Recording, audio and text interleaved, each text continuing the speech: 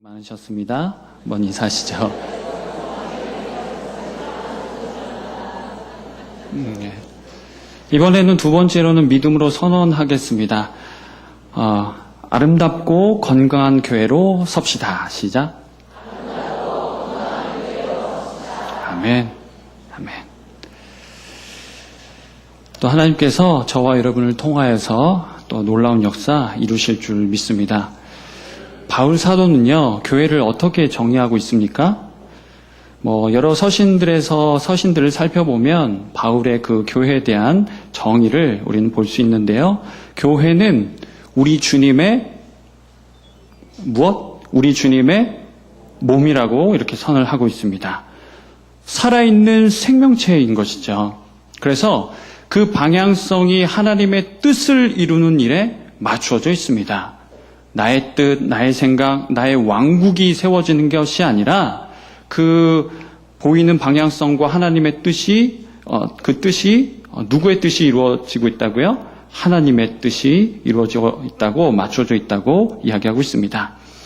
이보다 앞서 우리 주님께서 교회에 대해서 말씀하시는데요. 마태복음에 의하면 교회는 두세 사람이 내 이름 곧 주님의 이름으로 모임 그 사람이라 말씀하십니다. 이 말씀을 한번 완성해 보겠습니다. 두세 사람이 내 이름으로 모인 곳에는 그 다음 한번 해주시죠. 두세 사람이 내 이름으로 모인 곳에는 나도 그들 중에 있느니라. 두세 사람이 내 이름으로 모인 곳에는 나도 그들 중에 있느니라. 여기서 나는 누구입니까? 나. 그렇죠. 주님이십니다. 저와 여러분 가운데 우리 주님이 계신다 말씀하십니다. 그래서 교회는 예수를 그리스도라 고백하며 모시고 사는 사람들입니다. 사람들. 그리스도인인 저와 여러분이 주님이 사랑하시어 피값 주시고 사신 교회입니다. 여기 계신 한 분 한 분이 뭐라고요?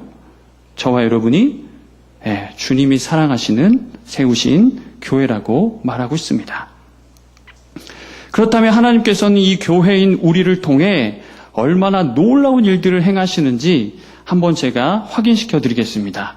주님이 하신 말씀인데요. 한번 들어보시죠.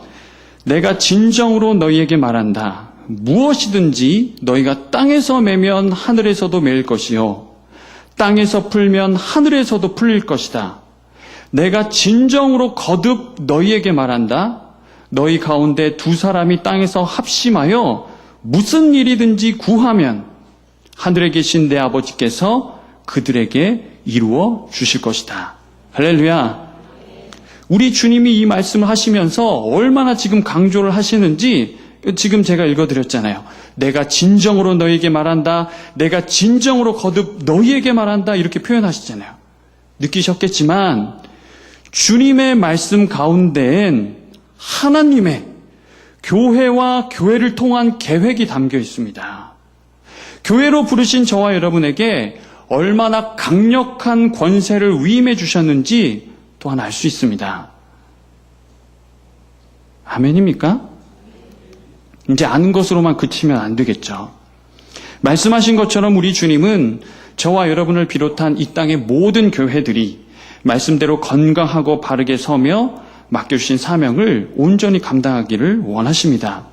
자, 그러면 바울 사도는 우리 주님이 말씀하신 대로 지금 좀 전에 말씀드린 것처럼 우리 주님이 말씀하신 대로 살아가는 한 교회를 저와 여러분에게 지금 소개하고 있는데요.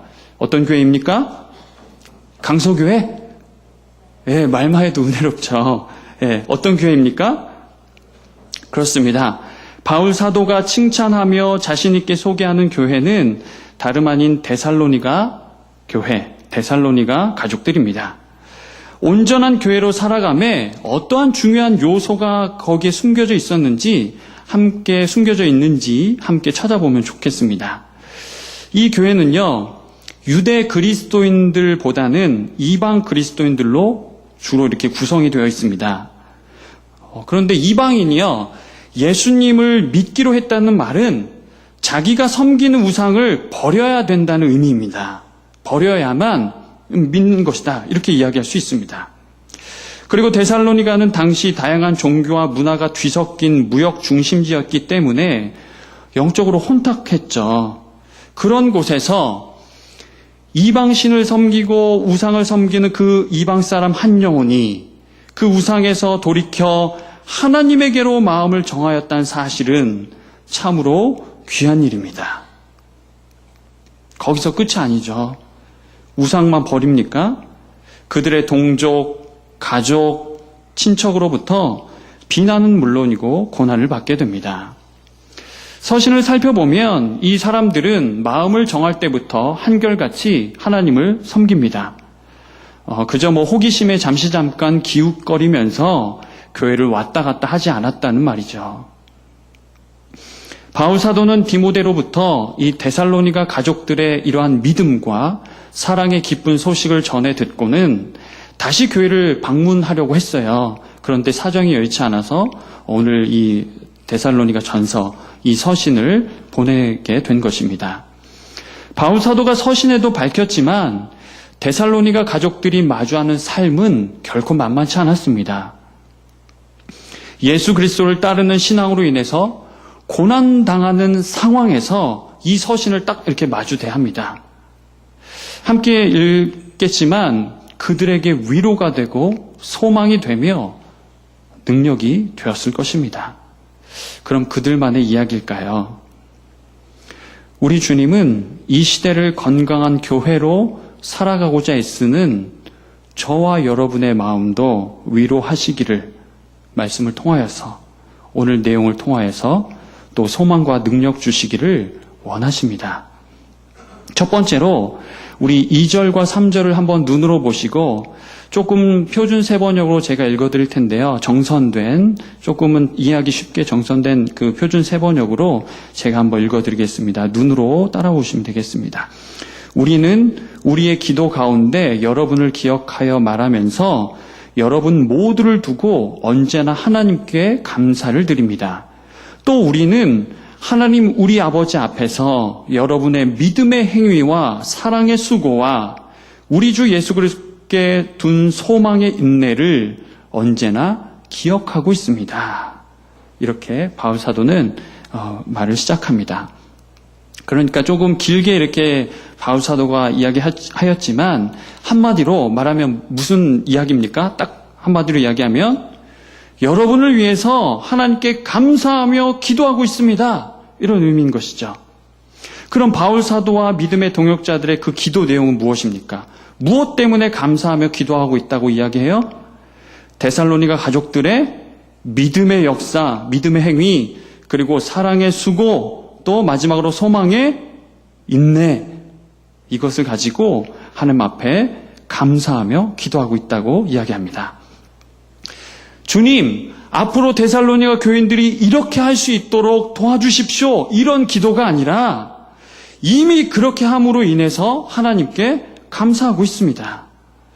데살로니가 가족들은요, 좀 전에 함께 나눈 것처럼 하나님과의 관계 속에서 믿음의 성숙을 이루어가며 사람과의 관계, 믿음의 공동체 속에서 수고하고 사랑의 수고하고 헌신합니다. 고난이라는 현실을 마주하지만 낙심하지 않고 다시 오실 주님을 기다리는 삶을 끝까지 산 것입니다. 주님께서는 우리 강사족들도 이와 같은 삶을 계속 이어가고 끝까지 믿음으로 승리하기를 원하십니다. 두 번째로, 그렇다면 이들이 이렇게 믿음길, 사명길을 걸어가며 온전한 교회로 설 수 있었던 그 핵심 요인을 말하고 있는데요. 4절에서 6절에 나와 있습니다.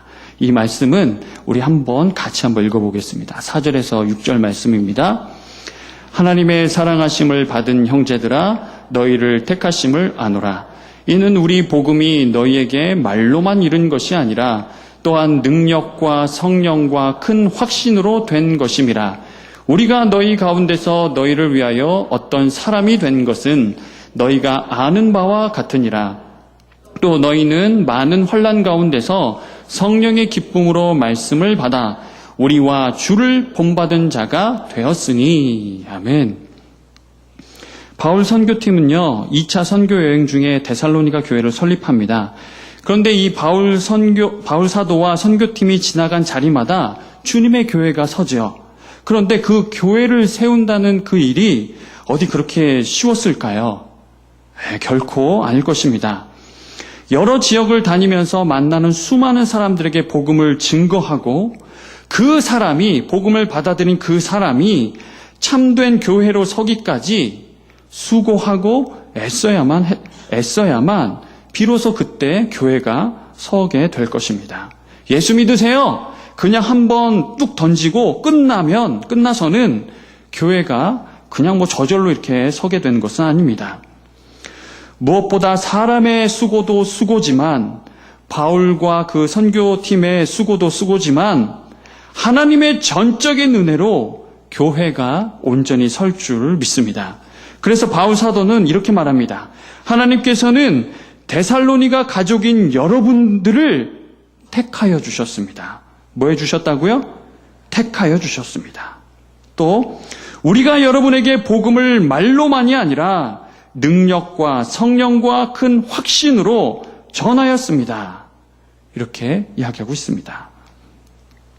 그런데 여기서 잠깐 한 가지 살펴볼 것은요, 택하심에 대한 오해는 없어야 합니다. 이미 정리하고 계시겠지만요, 하나님의 전적인 은혜로 구원받았다는 그 사실을 분명히 선언하는 것이지, 누구는 택하시고 누구는 택하시지 않는 비교적인 차원에서 택함의 의미가 아니라는 것입니다. 우리가 주목하여 살펴야 할 내용이 또한 6절에 나타나 있는데요. 데살로니가 가족들은 혼신을 다해 전하는 바울 사도의 복음을 어떻게 받아들였다 이야기하고 있습니까? 6절에 한번 보시죠. 바울 사도가 아주 혼신을 다해서 이렇게 복음을 증거하고 하나님의 말씀을 전했는데, 그 복음, 그 말씀을 이 데살로니가 가족들이 어떻게 받아들였다고 하죠? 그렇습니다. 성령의 기쁨으로 말씀을 받아. 성령께서 주시는 기쁨으로, 또는 성령의 도우심으로 기쁜 마음으로 말씀을 받았다고 할 수 있습니다. 이 맥락을 같이 하여서 2장에서도 좀 이렇게 반복하여서 언급하고 있는데요. 아주 저와 여러분이 자주 들은 말씀입니다. 너희가 우리에게 들은 바 하나님의 말씀을 받을 때에 사람의 말로 받지 아니하고 누구의 말씀으로 받음이니? 하나님의 말씀으로 받음이니. 할렐루야. 말씀을 받을 때에 인간적인 말로 듣거나 혹여 불순물이 이 마음 가운데 섞여 있다면 기쁠 수가 없는 거죠. 기쁨이 일어나지 못하게 될 겁니다. 또한 데살로니가 가족들은 평안한 상황 가운데서 널널한 그냥 살아가는 이런 상황이 아니라 평안한 상황 가운데서 이 말씀을 받은 게 아닙니다. 거기 성령의 기쁨으로 말씀을 받아, 그 앞에 뭐가 있습니까? 또 너희는 그렇습니다. 많은 환난 가운데서 이 말씀을 받았다 말합니다. 성령께서 도와주시니 이렇게 할 수 있었습니다. 말씀을 받을 때 경계와 각성의 마음이 그러니까 찔리는, 이렇게 다가오기도 하겠지만 또 그 마음이 일어나기도 하지만, 오늘 본문에 근거하면 하나님의 말씀을 받을 때 무엇이 충만하게 된다고 말씀하십니까? 기쁨이 충만하게 됨을 말씀하십니다. 그게 자연스러운 현상입니다. 모습입니다. 말씀을 받을 때 기쁨이 일어나야 되는 겁니다. 고단함과 해결되지 않은 감정, 마주하고 있는 상황, 그것을 뛰어넘는 기쁨이 하나님의 말씀을 받을 때 일어나게 된다. 이렇게 말씀하고 있습니다. 그러하기에 저와 여러분은 누구의 도우심을 구해야 하겠습니까? 그렇습니다. 성령님의 도우심을 아주 철저히 구해야 하겠습니다. 그 말씀이 물론 개인적으로도 읽고 또는 인터넷으로 듣고 보고 하고 또 이 전전에 나와서 받기도 하고 그렇겠지만요. 그냥 받아서는 기쁨도 찔림도 또는 하나님 주신 뜻도 제대로 여기 설 수 없는 것입니다. 철저하게 오늘 오전에 우리 받은 말씀도 그러하지만요. 철저하게 성령님의 도우심을 구해야 합니다. 할렐루야. 마지막 세 번째로 우리 7절에서 8절 말씀 함께 읽겠습니다. 7절 8절입니다. 그러므로 너희가 마게도냐와 아가야에 있는 모든 믿는 자의 본이 되었느니라. 주의 말씀이 너희에게로부터 마게도냐와 아가야에만 들릴 뿐 아니라 하나님을 향하는 너희 믿음의 소문이 각처에 퍼졌으므로 우리는 아무 말도 할 것이 없노라. 바울 사도가 어디 가서 자랑할 필요가 없다는 이야기입니다. 이 데살로니가 가족들을요. 왜요? 이미 소문이 돌고 있어요. 근데 그 소문이 무슨 소문이에요? 저 사람들 왜 그래? 이런 소문입니까? 아닌 거죠. 하나님 앞에서 믿음의 좋은 소문, 그 좋은 소문이 벌써 그 지역 사회에 퍼지고 돌고 있다고 이야기하고 있습니다. 바울 사도는 데살로니가 가족들이 성령의 기쁨으로 말씀을 받았기에 주를 본받은 자가 되었다고 말합니다. 받은 하나님의 말씀에 녹아진, 어디에 녹아졌다고요? 네, 하나님의 말씀에 녹아진 그리스도 예수의 온전한 사람으로 성숙해 가고 있는 것입니다. 주님을 본받는 그들의 신앙과 삶은 좀 전에 여기 말씀에도 함께 읽었지만 주변 믿음의 사람들이 본받을 만한 모델이 되었으며 그것을 넘어서 도전을 줍니다. 그리고 지역 사회에 선한 울림으로 전해지지요. 많은 그리스도인들이 건강하고 바른 교회를 꿈꿉니다. 꿈꾸고 동경하는 것 귀한 일이죠. 그러나 그것을 넘어서 교회가 교회됨에 꼭 필요하고 분명한 중심 가치를 세우고 또 지켜야 하겠습니다. 데살로니가 가족들이 보여준 바와 같이 그것은 복음, 곧 하나님의 말씀입니다. 우리를 포함한 이 시대 그리스도인들과 교회에게서 더 이상 말씀의 변질이 일어나지 않도록 우리 주님이 허락하신 말씀에 녹아진 우리의 신앙, 그 허락하신 말씀에 녹아진 우리의 삶, 우리의 삶이 되어야 하겠습니다. 한스 퀸이란 신학자는 이렇게 말합니다. 교회는 어떤 시대에 살고 있을지라도 예수 그리스도의 복음을 자신의 기준으로 삼을 때에만 바른 방향으로 나아갈 수 있다.